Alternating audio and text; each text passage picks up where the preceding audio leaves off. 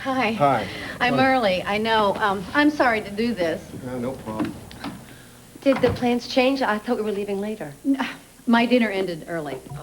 Well, actually, it didn't end early. It's a long story. If this is a bad time, No, I can come back. I'm already packed up. We're ready to go. Are you hungry? I could get you something to eat. Some tea or cocoa? No, nothing, thanks. That's a great jacket. Oh, thank you. Goes great with your hair. Thanks. I think I'll pack up the car. I'll pack up a thermos. You don't have to go into any trouble. You know, we can stop on the road. Oh, no, it's all right. We always took a thermos when I was a kid. Not that we traveled that much, but whenever we went on a road trip, we took the thermos. I think the last one was when I was in 8th grade. I feel like a kid. Hello? Hey, what's up? Yeah, she's right here. It's for you. It's Laura.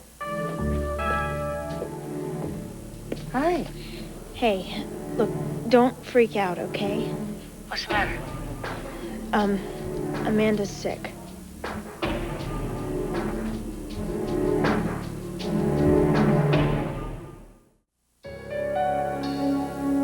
In what way?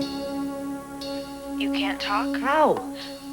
She's got pneumonia. What? Look, we're at the hospital, and hopefully everything is under control. Hopefully? I mean, it is, pretty much, but they won't know for sure until later. So if you give me your number at the ski place, I can call you and let you know what they say. I'd much rather hear about this firsthand. No, Janet, you shouldn't. Look, I'll call you. You did the right thing. I'm on my way. No. On your way where? I have to see her. Who, Laura? What's wrong I mean, with her? she's sick. She's heartsick. Laura's going through a terrible time. What happened?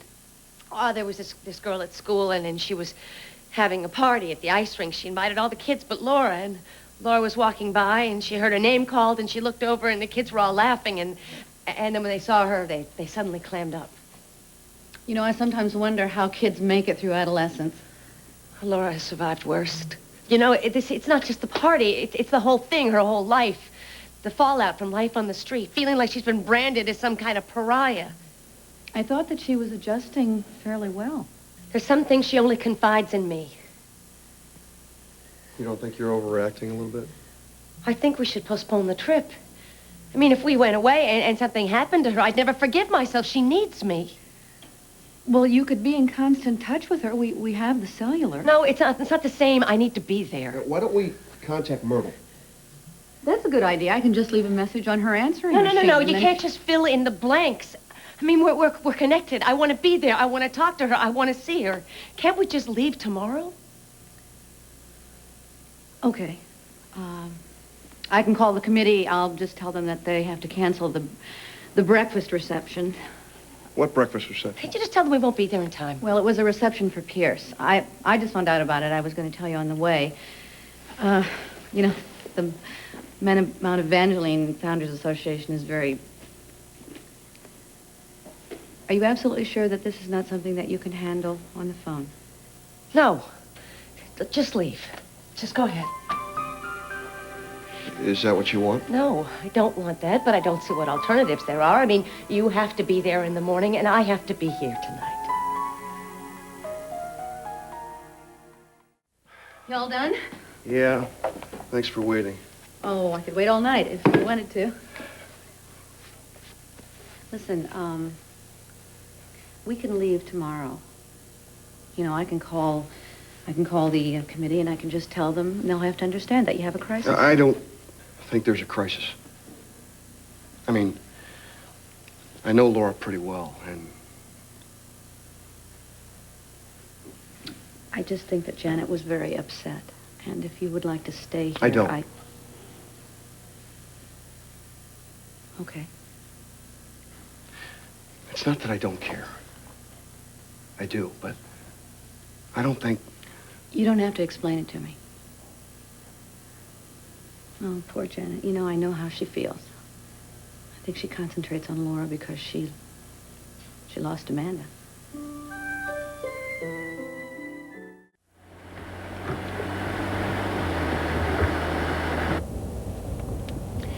Well, the roads are bad, but we're making good time.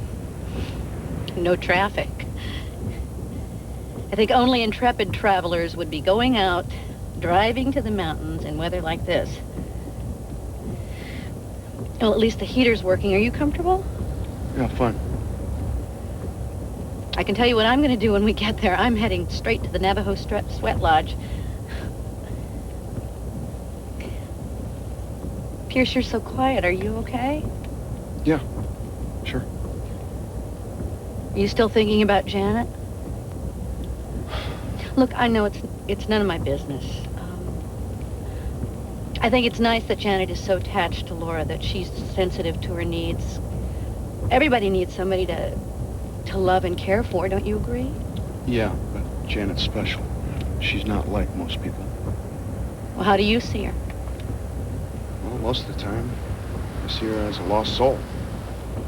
Must sound funny coming from one, huh? You? A lost soul? Well, maybe at one time, but, you know, I think the walls are coming down slowly. I mean, you're letting people in. At least that's how it seems to me. Yeah, well, that could be part of the problem. You mean as far as Janet is concerned? Yeah, her walls are still up. And I don't know if they'll ever come down.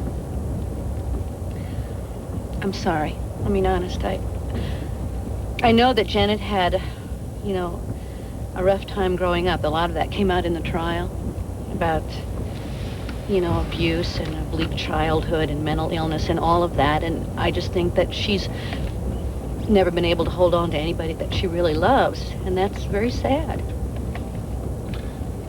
Do you know that song? Amazing Grace? Yeah, I once was lost, but now I'm found. Yeah. What's sad is, I don't think Janet will ever be found.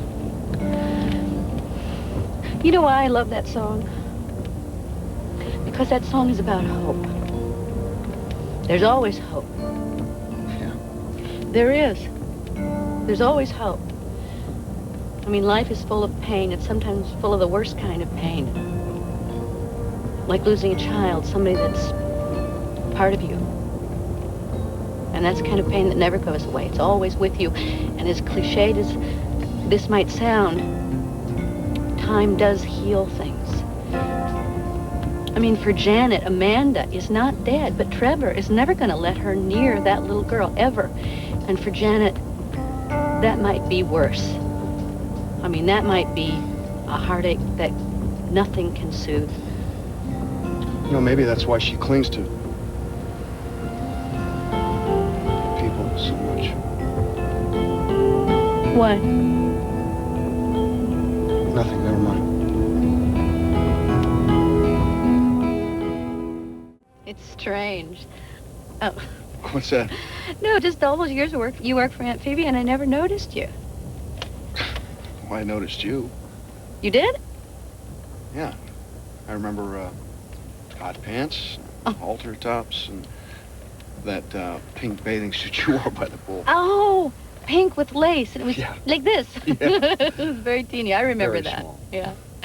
I also remember, if you don't mind me saying so, those arguments you used to have with your aunts. Oh, yeah. The real loud ones? Yeah.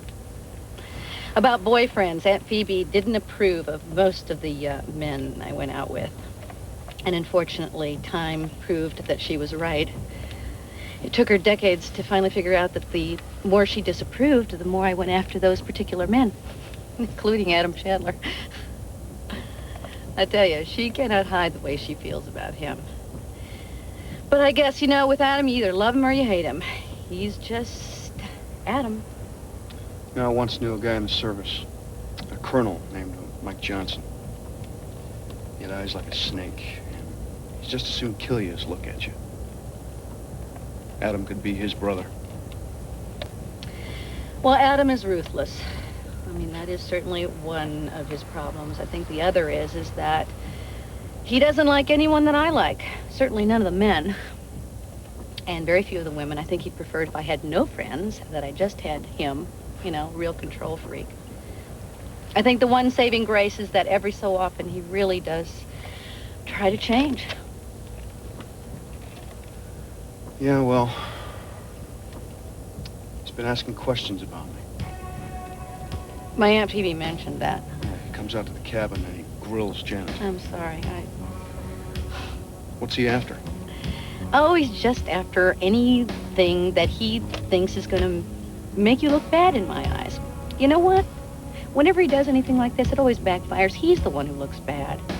And I can tell you one thing. There's one thing he doesn't control, and that is my opinion. There are things I've done in my life that I'm not real proud about. Well, I think everybody has faults. There are things I'm not proud of either. But I can tell you one thing about friendship. I don't let past mistakes mess up the present. Yeah, but the point is that if Adam looks hard enough, he's going to find there are a lot of skeletons in my closet.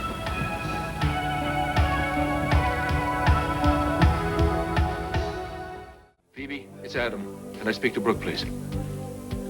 They went to Mount Evangeline, but haven't they heard about the roads? The drifts are 12 feet deep, I heard. When did they leave? With Pierce? And Janet? What do you mean you don't know? Did Janet go with them or not? It's not a difficult question. Thank you for your cooperation. Think you have skeletons in your closet? Mine is like Arlington National Cemetery. That was a little slippery patch. Yeah, you better slow down. That's a good idea. I know this vehicle is set for all kinds of terrible weather, but we don't want to tempt fate, do we? No, You it's say okay you know now. this road? Yeah, this is sort of my old stopping Whoa, ground. slow down. It's black ice. Oh.